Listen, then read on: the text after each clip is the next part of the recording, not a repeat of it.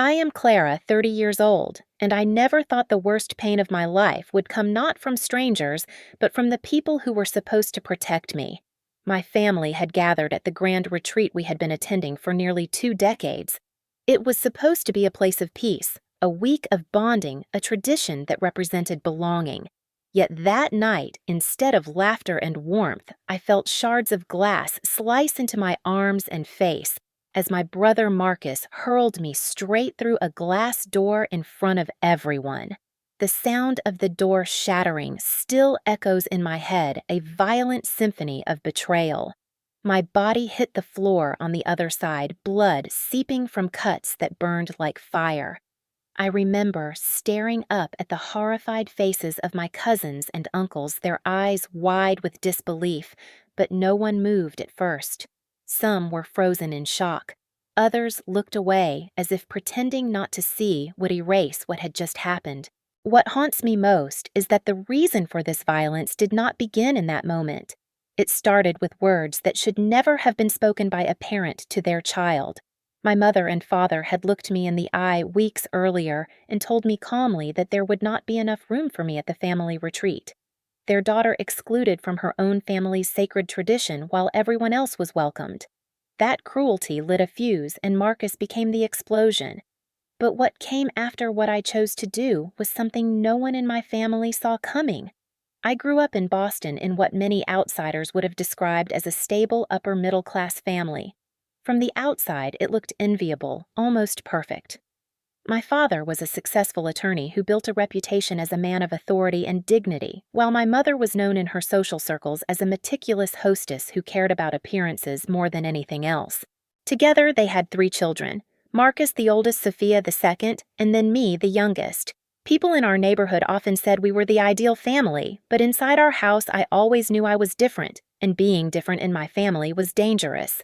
Marcus, my brother, was the golden child from the beginning. He was strong, athletic, and brimming with the kind of aggressive confidence that my father seemed to admire. Teachers excused his temper, coaches praised his competitiveness, and my parents adored him.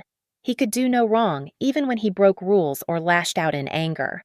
Sophia, my sister, was the star student and later the perfect doctor. She lived up to my mother's obsession with achievement and appearances. She was polished, intelligent, and always ready to represent the family proudly in front of others. She was praised for her career, her clean reputation, and her choice to marry a respectable surgeon. Then there was me. I was creative, always sketching, painting, designing. For years, I dreamed of working in design, of building a career based on imagination. But creativity was not something my parents valued. They called it frivolous and childish. My father once told me that dreams like mine were for people who did not want to face the real world. When my company downsized 2 years ago and I lost my job as a junior designer, my parents treated it as proof that they had been right all along. I remember my mother saying in her cold voice, "You should have chosen something practical like your sister." My failures were not only mine, but also ammunition for their disappointment. At 28, I married Ethan, a man my parents adored. He was handsome, charming, and worked in finance. He checked all of their boxes. For a while, I believed I had finally done something right in their eyes. But that illusion shattered when I discovered Ethan's affair with his assistant. 3 years of betrayal had been hidden behind his polished smile. When I told my parents about the divorce, their reaction stunned me. Instead of comforting me, my mother asked, "Could you not have just overlooked it, Clara?" Many women in my generation did. In her eyes, his betrayal was less offensive than my decision to end the marriage. From that moment forward, I was branded as the failed daughter, the one who could not keep her husband, the one who lost her job, the one who brought shame into their carefully crafted image. Yet despite all of that, there was one tradition that still made me feel connected to the family. Every summer since I was a teenager, our family gathered for a week-long retreat. It began with my grandparents, who hosted everyone in a rustic lakeside lodge. After they passed, my parents continued the tradition, but upgraded it each year until it became a lavish event in luxury resorts and large estates.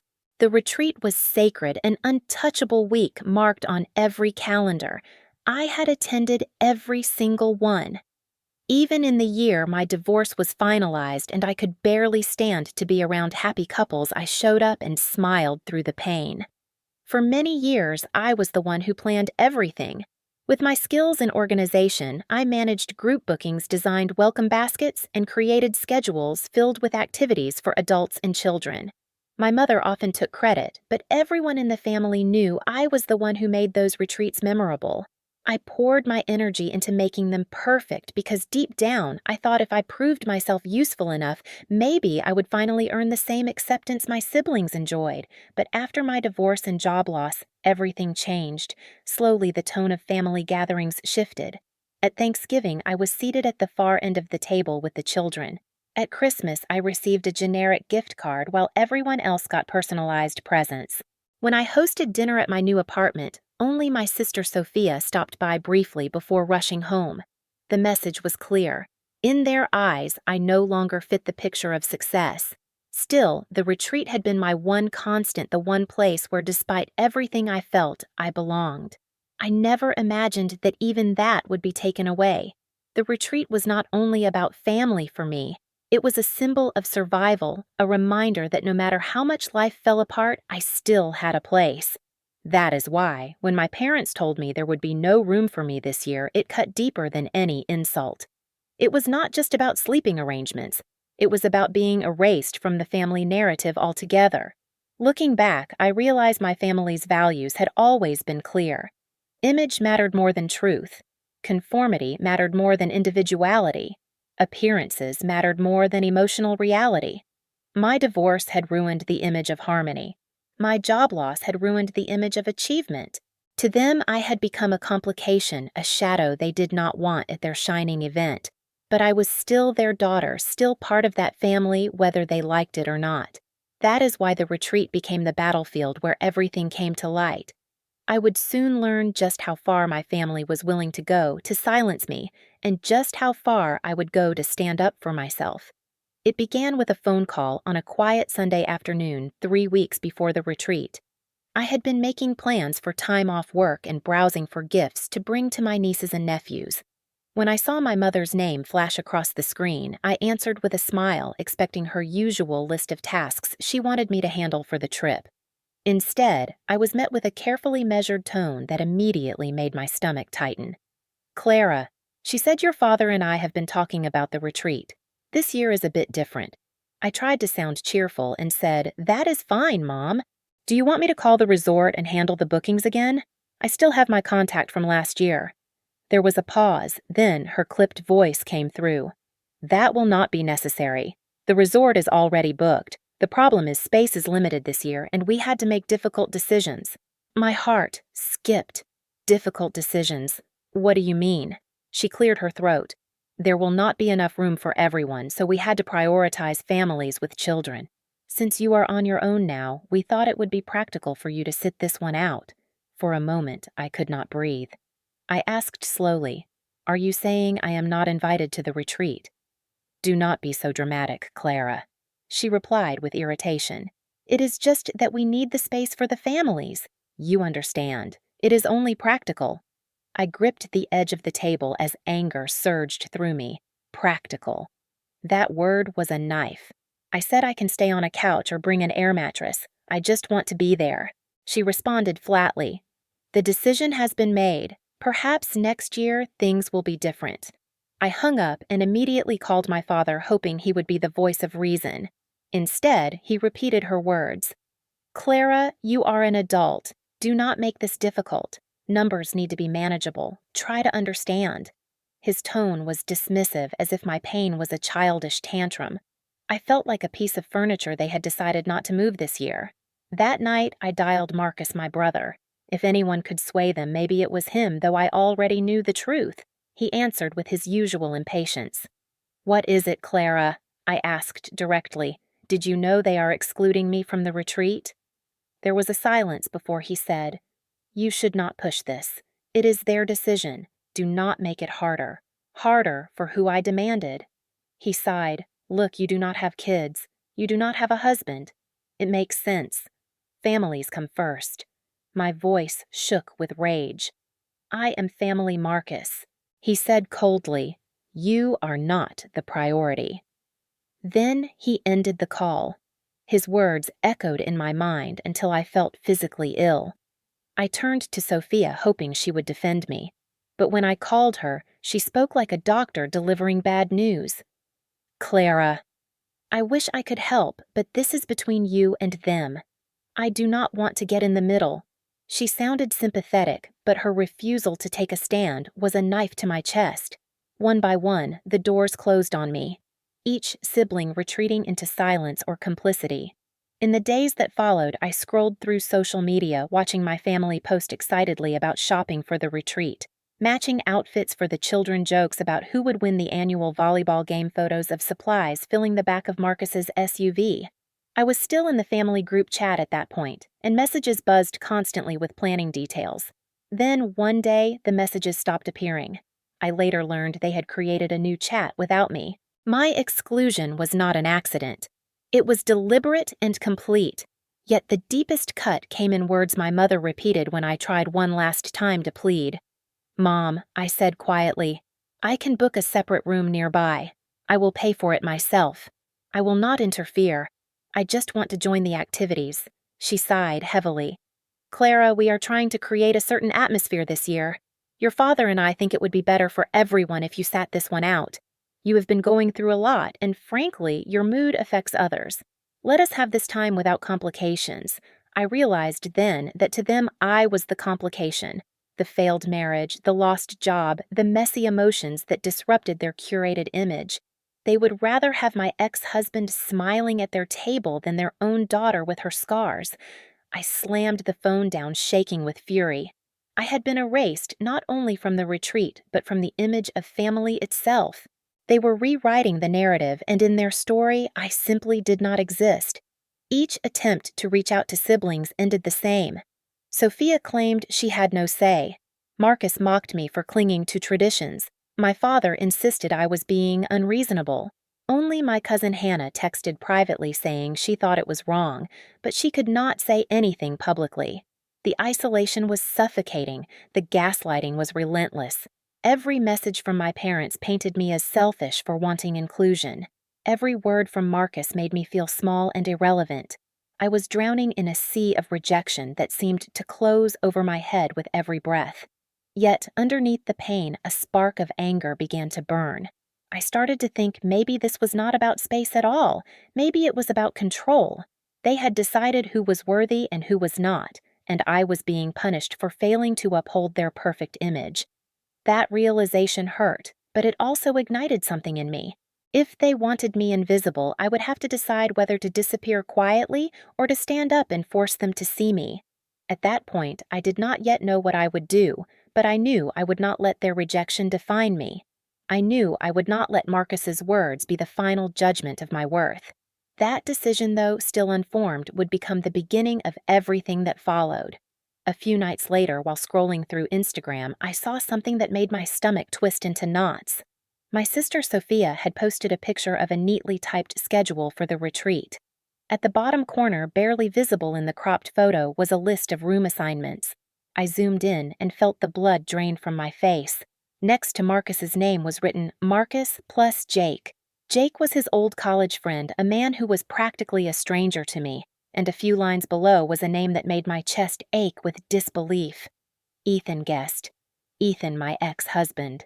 The man who betrayed me for years and destroyed my marriage had been given a place at the retreat while I was told there was no room. My hands trembled as I stared at the screen. The cruel irony was suffocating. My parents had looked at me, their daughter, and told me space was limited. Then they turned around and extended an invitation to the man who had humiliated me and broken our vows. I called my mother immediately, my voice sharp with outrage. "Is Ethan coming to the retreat?" There was silence before she replied cautiously. "Well, yes, Clara, he is still very close with the family. The children adore him, and your father enjoys his company. He has been through a lot, too." My chest burned with fury. "He is not family, Mom. He is my ex-husband who cheated on me," she responded in a calm voice that felt rehearsed. "This is not personal. It is about keeping the family together.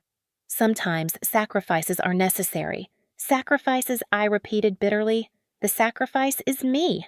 You chose him over me." She tried to defend herself. "Do not twist things, Clara. You know Ethan is positive and brings good energy. You, on the other hand, have been very negative since the divorce." I slammed the phone down, unable to listen to another word. The betrayal was absolute. My parents had not only excluded me, but they had replaced me. They preferred Ethan's charm and shallow positivity over my presence. To them, my grief and my honesty were poisonous, while his deceit was forgivable. That night, I sat in my apartment surrounded by the half-packed suitcase I had prepared for the retreat. I felt as if the floor beneath me had collapsed. Tears blurred my vision as I whispered aloud, "They would rather have him than me." I tried to rationalize. Maybe it was about tradition. Maybe they thought keeping Ethan was better for the kids. But deep down, I knew the truth. My parents did not see me as valuable. They saw me as a reminder of imperfection. The next day, I called Sophia demanding answers. "Why is Ethan invited?" She hesitated, then said quietly, "Mom and Dad insisted. Andrew and I did not even want him there, but they said excluding him would be awkward." I almost laughed. Awkward. As if my erasure was not the deepest awkwardness of all. Sophia lowered her voice. "Look, Clara, they think you bring drama. Ethan knows how to make everyone laugh. Please do not make this worse. Do not make this worse."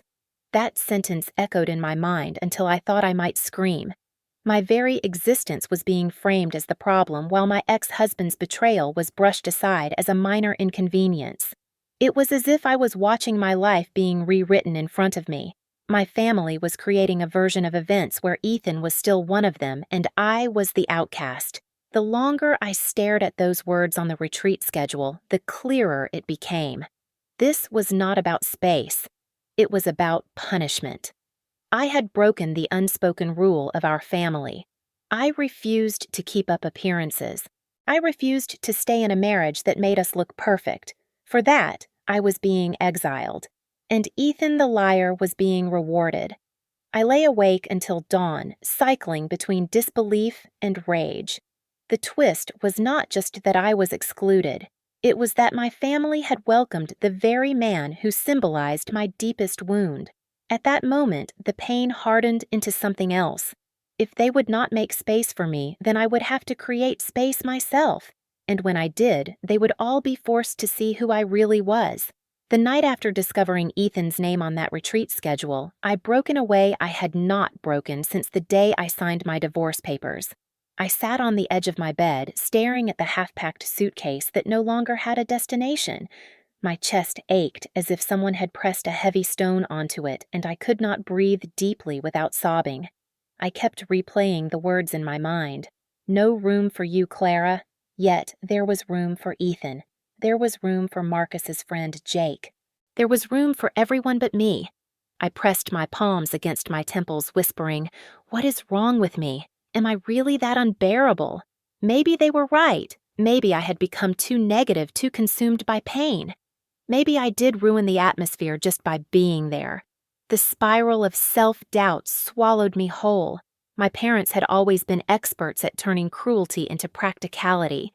They dressed up rejection as reasonable decisions. They made punishment sound like lessons. Independence was their favorite word used whenever they wanted to withhold support. And now, atmosphere was the excuse for erasing me from the retreat. I cried until dawn, pacing my apartment with red, swollen eyes. In desperation, I called my therapist, Dr. Martin, the woman who had guided me through the storm of my divorce. When I sat across from her in her quiet office later that day, I felt raw and fragile. "They invited Ethan," I said flatly. "They told me there was no room, but they gave him a cabin." She listened without judgment, then said gently, "Clara, we have talked about how your family values appearances over truth. This is another manifestation of that pattern. It is not about you failing. It is about them refusing to face imperfection." Her words soothed some part of me, but the pain still throbbed. After the session, I walked home slowly, and when I opened my apartment door, my best friend Laura was waiting on the couch with takeout and wine. She had been my anchor since college. I told her everything: the exclusion, The invitation to Ethan, the lies about me being too negative. Her eyes filled with fury. "This is not about space, Clara," she said firmly. "This is about control. They are punishing you for stepping outside the script. You refused to play the role of the obedient wife who swallows betrayal. Now they are showing you what happens when you break their illusion."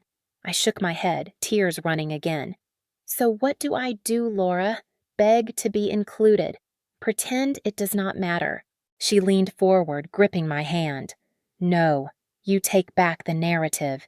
You show them you are not the burden they say you are. You show them they lost something valuable when they shut you out." Her conviction pierced through my fog of despair.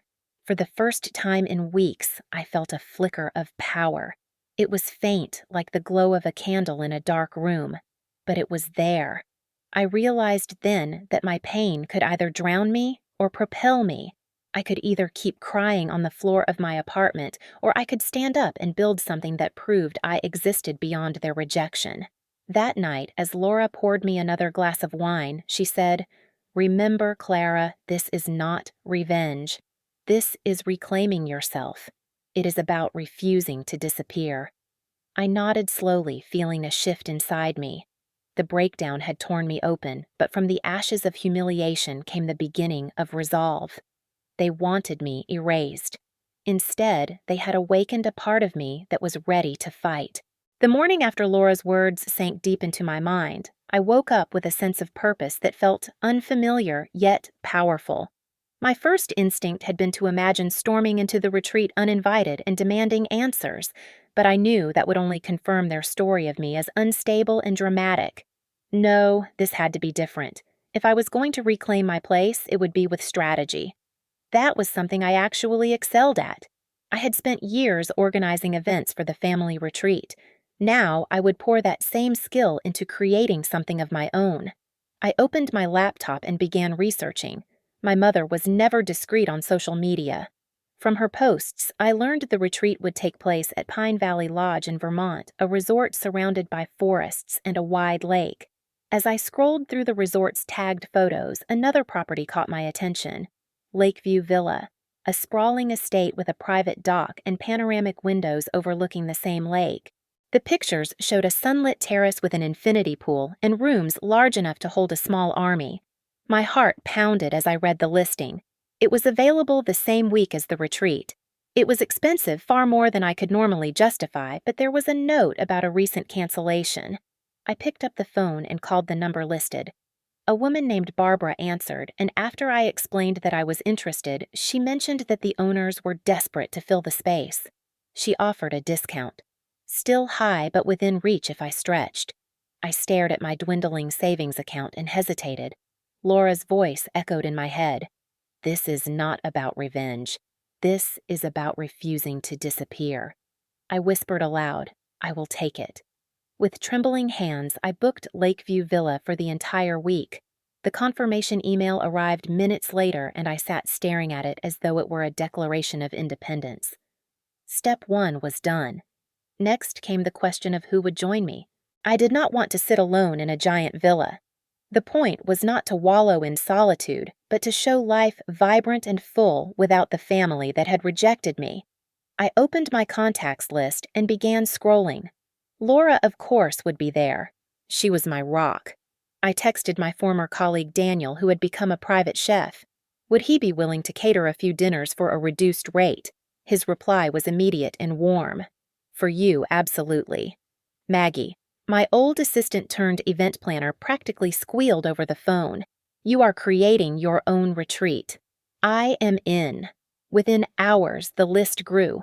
Friends from college coworkers from my design days, even my cousin Hannah, who privately supported me. All were eager to spend a week at a lakeside villa. 10 confirmed by the end of the day. Enough to make the gathering feel intentional and joyful. With the villa secured and guests committed, I created a spreadsheet detailing activities. The property came with kayaks, so I scheduled a morning on the water. I rented 2 jet skis for afternoons when the main resort would be most crowded. I found a local company that set up temporary pickleball courts, something my family was obsessed with, but the resort lacked. I booked a mobile pizza oven to arrive midweek for an outdoor feast. And of course, I planned nightly dinners on the terrace where laughter would echo across the lake. Every decision was deliberate. I was not trying to crash their retreat, but I wanted them to see what they had thrown away. I wanted the sound of our joy to drift over the water until they could not ignore it. Money was tight, but I negotiated discounts and called in favors. I even arranged for a photographer friend to document the week for her portfolio. She would capture us laughing by the pool, dining under string lights, paddling across the lake. The images would be proof not only to my family, but to myself that I was not the invisible failure they painted me to be. As the plan took shape, my fear began to fade, replaced by determination. Each call, each booking, each message from a friend confirming attendance felt like a brick laid in the foundation of a fortress. I was no longer begging for inclusion. I was building my own sanctuary. 5 days before the retreat, Hannah texted me nervously. "Mom keeps saying how sad it is you cannot come because of work. That is the story they are telling everyone." I typed back with steady fingers. "Do not worry about me. I have made other plans." Her reply came quickly. "I hope they realize what they are missing." I smiled to myself. They would. Maybe not in the way they expected, but they would. The night before I left, I packed carefully. I chose clothes that were casual yet elegant outfits that photographed well. I wanted to look confident, not desperate. I arranged small welcome baskets for each guest with handwritten notes, just as I used to do for my family. As I zipped the final suitcase, I caught my reflection in the mirror. The woman staring back at me was not the broken daughter who had begged for space. She was someone new, forged by rejection into resolve. I whispered to the mirror. They said there was no room for me. Tomorrow, I will prove them wrong. With that, I set my alarm for dawn. Operation Reclaim Myself was about to begin. I arrived at Lakeview Villa just before noon on Saturday, deliberately timing my entrance so I would be settled before my family checked into the lodge across the lake. When I pulled up the gravel driveway and the house came into view, I had to catch my breath. The photographs had not done it justice. The glass walls reflected the blue of the water, the infinity pool seemed to merge with the horizon, and the vast deck stretched wide like open arms waiting to embrace me. Barbara, the property manager, greeted me warmly and walked me through each room. The bedrooms were pristine with crisp linens, the kitchen gleamed with stainless steel appliances, and baskets of fruit and wine had been placed on the counters. When she left, I stood alone in the great room, staring out at the lake, my hands trembling. It was terrifying and exhilarating to realize I had created this.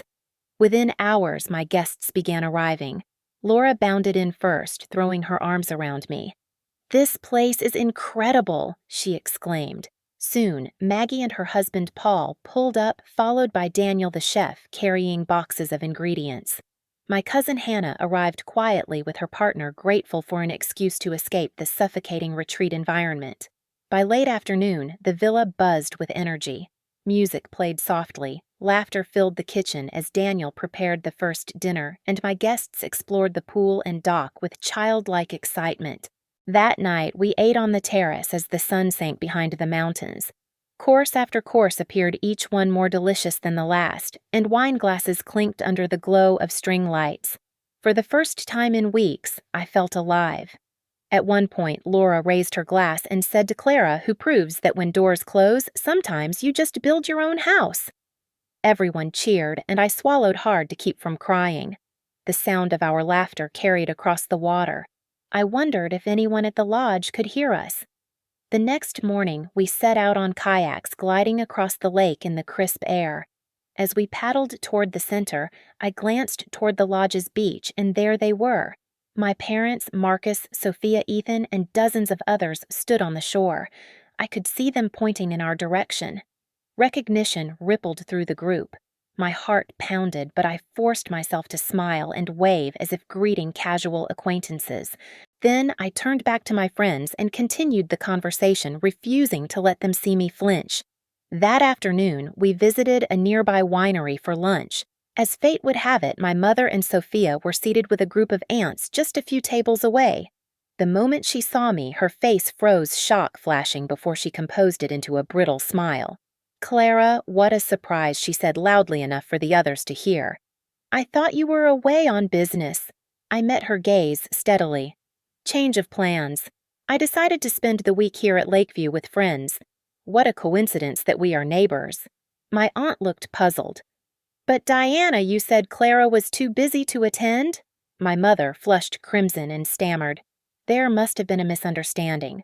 We thought she had other commitments. I smiled sweetly. I was never too busy for family, but since I was not included, I created my own retreat. Then I introduced my friends one by one, watching my mother's eyes widen as Daniel mentioned his culinary business and Maggie talked about planning corporate events. My friends were charming, confident, and clearly enjoying themselves. Nothing about me looked like the sad burden they had described. As we left, Laura whispered, "Did you see her face? She looked like she had swallowed poison." Word of my presence spread quickly. By evening, Hannah whispered that Marcus was furious. Messages buzzed on my phone. My father texted, "What are you trying to prove, Clara?" Sophia wrote, "Please do not cause drama." Marcus simply sent, "You are pathetic." I ignored them all. Instead, I focused on the pizza night I had arranged with a mobile oven. The smell of wood-fired crust and melted cheese drew people like moths to flame. Soon, a cluster of cousins wandered over, curious and smiling. They sat with us, sharing slices, laughing at stories. Their children splashed in the pool, squealing with joy. I welcomed them all without mentioning the retreat. It felt natural, effortless, like family should feel. The following day, Marcus stormed into the villa. His face was red and his voice thundered. "What the hell do you think you are doing, Clara? You are stealing our family. You are ruining everything." I met his rage with calm. "I am having a vacation with friends. Anyone who wants to stop by is welcome." He clenched his fists. "You are trying to make us look bad." I shook my head. "I am not trying, Marcus. If people prefer being here, maybe you should ask yourself why." His eyes blazed, but before he could reply, Hannah appeared with her children and his fury faltered under their innocent smiles. He stormed out muttering curses. For a moment I thought it might end there, but Marcus's anger festered. 2 nights later, during a joint hike organized by cousins, he confronted me in front of the group. "You think you are clever, do not you? Showing off with your fancy villa and toys. You are pathetic, Clara. You will always be pathetic." I took a deep breath and said calmly, "I am not here to compete, Marcus. I am here because I deserve a place too." That sentence seemed to push him over the edge. Later that evening, after too many drinks, he barged into our barbecue. The music stopped as he shouted, "You are nothing but a failure. You humiliated this family with your divorce and your whining. Dad should have cut you off years ago." I stood to face him, refusing to cower. Before I could respond, he lunged, grabbed my arm, and with terrifying strength, he threw me against the glass sliding door. The sound shattered through the night as glass exploded around me. Gasps and screams filled the terrace. Pain seared across my arms and face as shards sliced into my skin. For a moment, I lay on the floor, stunned blood dripping onto the wood. My mother's voice cut through the chaos, shrill and panicked. "Marcus, stop." But he stood over me, breathing hard, eyes wild. Around us, relatives froze in disbelief. Then slowly, phones were raised, photos, snapped voices rose, calling for help. Someone shouted for an ambulance. Laura knelt beside me, pressing a towel to my arm. "Stay with me, Clara," she whispered. Through the haze of pain, I pushed myself to sit upright. I locked eyes with my parents, who stood pale and horrified. With blood running down my cheek, I said clearly for everyone to hear, "This is the son you chose over me. This is the family you wanted to protect." Silence fell heavy and absolute. The truth was undeniable. My cousin dialed the police. Within minutes, flashing lights pierced the night and officers led Marcus away in handcuffs. As they pulled him past me, he spat, "You ruined everything." I whispered back, "No, Marcus." "You did." The crowd parted around me. Some relatives sobbed quietly, others looked ashamed. Ethan stood off to the side, his face pale. For once, his charm had nothing to hide behind. I felt an odd calm settle over me. They had tried to erase me, but in their violence and hypocrisy, they had exposed themselves. I was no longer the invisible one. I was the one they could not ignore. The villa felt eerily quiet after the chaos of that night. Broken glass had been swept away, but the memory of it lingered in every corner. My arms were wrapped in bandages and small cuts covered my face, but inside I felt something stronger than pain. I felt clarity. Marcus had been arrested for assault and held overnight. The police assured me I had every right to press charges. My parents called the next morning pleading with me not to go through with it. "Clara, your brother made a mistake," my mother insisted, her voice trembling. "Do not destroy his life over one incident." One incident, I repeated bitterly. He threw me through a door, Mom. He could have killed me. My father tried to sound reasonable. "We will handle this privately. Family matters should not become public." I shook my head. Family matters became public the moment he shattered that glass. This is not my shame to hide. It is his crime. When news spread through the extended family, messages poured in. Some relatives expressed horror and support. Others begged me to forgive for the sake of peace. But for the first time in my life, I refused to bend. I filed the report and Marcus faced charges. Ethan slithered away from the retreat after that night. He avoided me completely, and according to Hannah, he left early, claiming urgent work. His presence had become too uncomfortable even for those who once embraced him. Sophia visited me quietly at the villa 2 days later. Her eyes were red. "I should have defended you sooner," she whispered. "I let them convince me you were the problem. Watching Marcus lose control, I realized you were right all along." I felt a mixture of sorrow and relief. "Thank you for saying that, Sophia. It means more than you know." Several cousins continued to visit the villa, bringing their children to swim and play.